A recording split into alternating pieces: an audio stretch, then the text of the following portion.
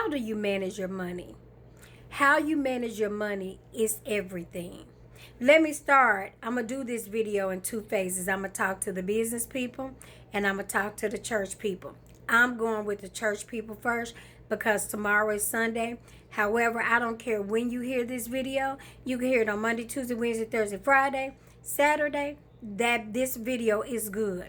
The Bible, I hear so many people talk about how much money they give to churches, how churches get rich, all of that. First of all, even if you don't understand seed planting, even if you think that that's a scam, don't do any of that. If you gave your tithes and offering, the Bible asks us for 10%. That's the same amount that the IRS will allow you to write off. Charitable donations, everything. Most people give 10%. You give 10%, you can write out so much of your income and all of that.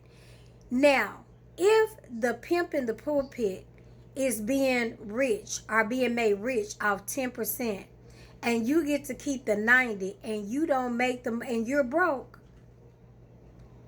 who's the not smart person?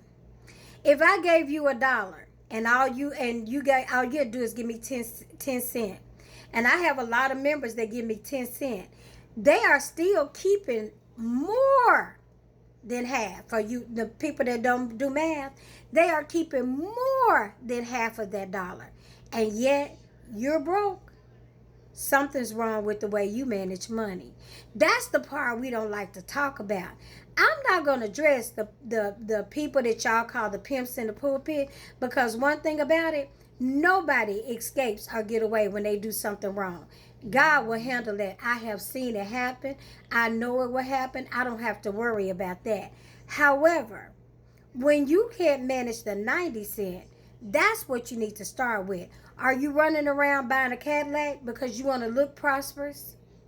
Are you getting into things you can't afford, and when you're losing them, you're saying the devil did it? The devil doesn't need a car. The devil doesn't need a house because he does not have a physical body. So whenever we're starting to spend and do and overspend, we are walking into the sin called the pride of life. In other words, I deserve this. I want to look prosperous. Let me help God out. So I'm going to buy things that I cannot afford. And when I'm broke, I'm going to come to the church and beg, or I must blame it on the church. I blame it on the pimps in the pulpit. No. We have to manage money. We have to be good stewards. God is not like some little magician where you take the 10% and you magically and boom, it's a lotto. No. He is going to be faithful to make sure that you're able to retain everything that you make. Your tithing is a discipline, a trust, faith, obedience to make sure that you don't go without. However, if you mishandle the 90%, it's not like Lucky Charms that he's just going to keep filling it back up no matter what you go and do. So you run and chase this, or you beg for what you buy what you want and beg for what you need, and somehow it's his fault. No, the devil is a lie. We must be better stewards over what we have.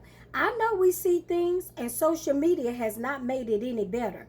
Because the more you see people with things, sometimes you can be content in your life, but the moment you see somebody doing something, now all of a sudden, all you can think about is a vacation. So-and-so has a vacation. So-and-so has a Cadillac. So-and-so is doing this. I'm not doing this. I don't have this. And now you're in discontent. See, there's only 3 sins.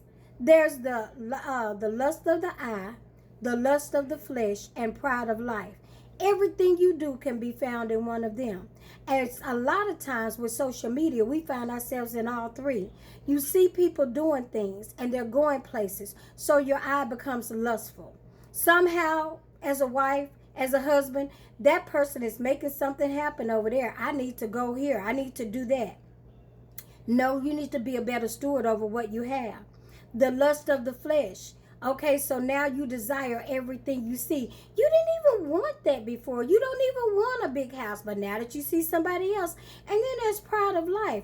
I want to look like I'm prosperous. Well, instead of looking like it, be prosperous by being a good steward. Understand what it means to be to have a budget and to live within your means and to invest and to take what you have and develop it into what you want. See, it's never money. Money does nothing, but it's the love of it that is the root of all evil. Because somebody that desires money and always wants to look and be a certain way, they will do anything to feed that foolishness. That's where the money management breakdown is, not in the 10%. Don't get it twisted. We've been running around here lying too long. And you know me, if it needs to be said, I will say it. Candid with Kim.